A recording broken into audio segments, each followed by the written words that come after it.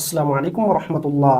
यौम आशूरा के दिन का सिर्फ एक रोज़ा पिछले एक साल के तमाम गुनाहों का कफ़ारा है। इसकी फ़जीलत व अहमियत जानकर आप हैरान रह जाएंगे। इस रोज़े की नीयत क्या होगी और इसके लिए तरावी पढ़ना ज़रूरी है या नहीं।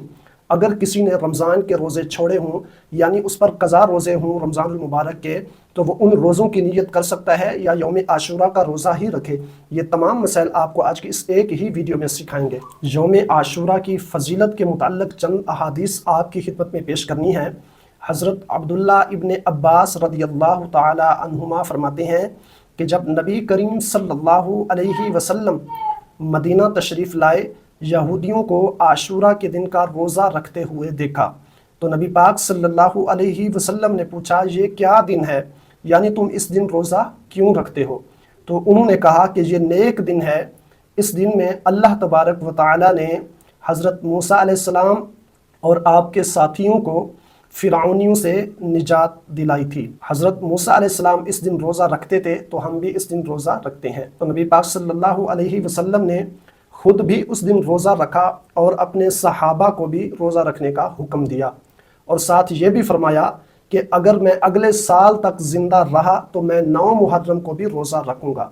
तो नबी पाक सल्लल्लाहु अलैहि वसल्लम का ये इस बात की तरफ इशारा था कि यहूदी 10 मुहर्रम को रोज़ा रखते हैं तो उनसे मुशाबत ना हो। मुशाबत से बचने के लिए या तो 9 मुहर्रम का रोज़ा भी साथ रख लें या 11 मुहर्रम का रोज़ा भी आप साथ रख लें, यानी 2 रोज़े रख लें। इसकी बहुत ज़्यादा फजीलत है। अगर कोई एक ही रोज़ा रखता है तो यौम आशूरा का रोज़ा उसका हो जाएगा। इसकी बहुत ज़्यादा फजीलत है। मुस्लिम शरीफ की हदीस पाक में है, नबी पाक सल्लल्लाहु अलैहि वसल्लम ने यौम आशूरा का रोज़ा रखने की फजीलत बयान करते हुए फरमाया कि ये रोज़ा गुज़श्ता एक साल के गुनाहों का कफ़ारा बन जाता है। सुबहान अल्लाह, गुज़रा हुआ एक साल और उस साल में जितने भी आपने गुनाह किए हैं, ये एक रोज़ा उन तमाम गुनाहों का कफ़ारा बन जाता है। तो मेरी आप सबसे गुजारिश है कि इस मौके को गनीमत समझते हुए इस एक रोज़े को आपने ज़रूर रखना है।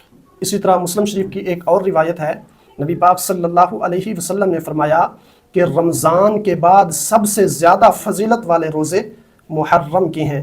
इनके अलावा भी कई रिवायात मौजूद हैं आशूरा के रोज़े के मुतल्लिक़, तो इसकी बहुत ज़्यादा फजीलत है। अब रही ये बात कि इस रोज़े की नीयत कैसे करेंगे। नियत दिल के पुख्ते इरादे का नाम है और हदीस पाक में है कि इन्नमल आमालु बिन्निय्यात, आमाल का दारोमदार ये नियतों पर है।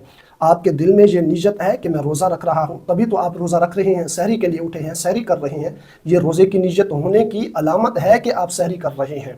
अब दूसरा सवाल कि जिसने रमज़ान के रोज़े छोड़ दिए हों, यानी किसी उज़र की वजह से छूट गए, रमज़ान के रोज़े क़ज़ा हो गए, तो उसके लिए बेहतर है कि वो यौम आशूरा का रोज़ा रखता है तो इस रोज़े में नियत अपने रमज़ान के क़ज़ा रोज़े की करे। ये इस तरह हो जाएगा, अगर आपने किसी का कर्ज़ देना हो और आपके पास पैसे आ जाते हैं तो आपको तो ये चाहिए कि आप उन पैसों से अपना कर्ज़ अदा करें ताकि आपके ज़िम्मे जो कर्ज़ है आप उससे बरी ज़िम्मा हों। बजाय इसके कि आप कर्ज़ अदा करें, आप उन पैसों से सदका व खैरात करते रहें या आप उन पैसों से लोगों में तोहफे बांटते रहें, तो इससे बेहतर है कि आप अपना कर्ज़ उतारें। इसी तरह रमज़ानुल मुबारक के जो किसी उज़र की वजह से रोज़े क़ज़ा हो जाते हैं, ये रोज़े हम पर कर्ज़ है। अगर अल्लाह ने हमें फुर्सत ताकत दी है, हम रोज़ा रखना चाहते हैं, तो हमारे लिए बेहतर है कि हम पहले अपना कर्ज़ उतारें। जो हम पर रोज़े की क़ज़ा वाजिब है उस रोज़े की क़ज़ा अदा करें। जो उम्मीद है आप बात को समझ गए होंगे। अब रही है बात कि इस रोज़े के लिए तरावी नमाज़ पढ़ना ज़रूरी होगी या नहीं। कोई नमाज तरावी नहीं पढ़नी है। नमाज तरावी फ़कत रमज़ानुल मुबारक में ही पढ़ी जाती है। रमज़ानुल मुबारक में नमाज तरावी का पढ़ना ये सुन्नत मुअक्कदा है। इसके अलावा यानी रमज़ान के अलावा अगर कोई रोज़ा जब भी उसका दिल करता है नफली रोज़े रखता है या मन्नत के रोज़े रखता है तो उस पर नमाज तरावी ज़रूरी नहीं है, नहीं पड़ेगा। अगर आप नफल पढ़ना चाहें तो आप जितना मर्ज़ी चाहें पढ़ सकते हैं। मेरी आप सबसे गुजारिश है कि आप इस यौम आशूरा का रोज़ा रखें, अपने लिए भी दुआ करें, अपने अज़ीज़ व अक़ारिब जो इस दुनिया से चले जा चुके हैं, फ़ौत हो गए हैं, उनके लिए भी बख्शिश की दुआ करें। अल्लाह हम सबको दीन मतीन की सही समझ अता फरमाए। अस्सलामु अलैकुम।